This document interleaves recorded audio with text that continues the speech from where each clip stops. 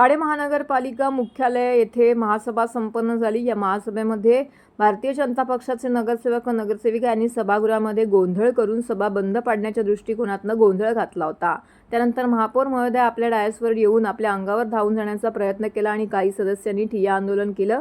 जोरदार शिवसेनेच्या विरोधात मुर्दाबादीचे नारे दिले, घोषणा दिल्या, असं गैरवर्तन करून महासभेच्या नियमांचं उल्लंघन केलं। त्यामुळे सभागृहात असुरक्षितता निर्माण झाली आहे।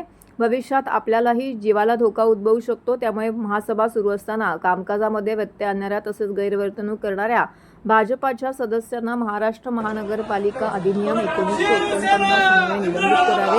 राष्ट्रगीत चालू असताना खालीच ठिय्या मांडून बराच वेळ बसून राष्ट्रगीताला उभं न राहता त्याचा अवमान केला, त्यामुळे त्यांच्यावरती गुन्हा दाखल करावा अशी मागणी ठाणे महानगरपालिकेच्या महापौर शर्मिला पिंपळकर यांच्याकडे ठाणे महानगरपालिकेचे ज्येष्ठ नगरसेवक मनोज शिंदे यांनी केली आहे। याविषयी मनोज शिंदे यांनी प्रसारमाध्यमांशी बोलताना अधिक माहिती दिली आहे। 15 मेला महासभा झाली आणि त्याच्यात भारतीय जनता पक्षाच्या नगरसेवकांनी फक्त भारतीय जनता पक्षाच्या नगरसेवकांनी गोंधळ घातला आणि त्याच्या आधीच्या पण 2 महासभा झाल्या त्याच्यामध्ये पण गोंधळ घातला। मुळात त्याच्यानंतर मला असं कळलं की माझ्या विरोधामध्ये आणि राजेश मोरे आमचे सदस्य आहेत, दोघांच्या विरोधामध्ये नौपाडा पोलीस स्टेशनला त्यांनी काहीतरी गुन्हा दाखल करण्यासाठी गेले होते।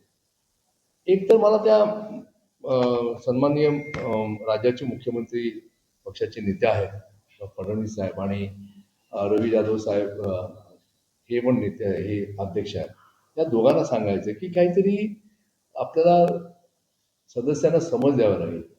मुळात ज्या एवढ्या सदस्यांना एक माहिती नाही की जनगणमन मी म्हटलं हा अपमान नाही झाला, त्याच्यामुळे ही कुठली केस होणार नाही पोलीस स्टेशनला।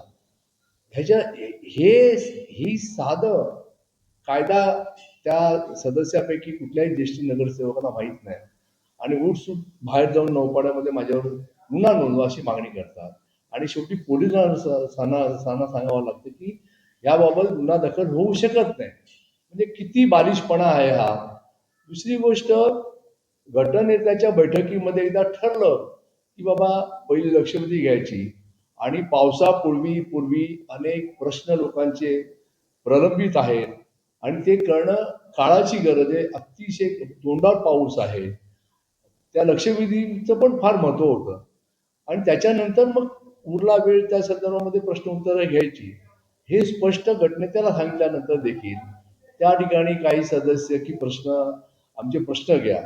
नंतर मी ते पहिले की एवढा आग्रह का प्रश्नाचा का, त्याच्यानंतर कळलं की ते प्रश्न हे शहर विकास संदर्भामधले होते, म्हणजे बिल्डरच्या संदर्भामधले होते आणि आता मी काय बोलणार नाही, हे असे बिल्डरच्या संदर्भामधले असलेले प्रश्न ते त्याचा कुठे कुठे काय काय दुरुपयोग केला जातो, भ्रष्टाचारापर्यंत विषय जाऊ शकतो। मला त्याच्यावर चर्चा करायची नाही।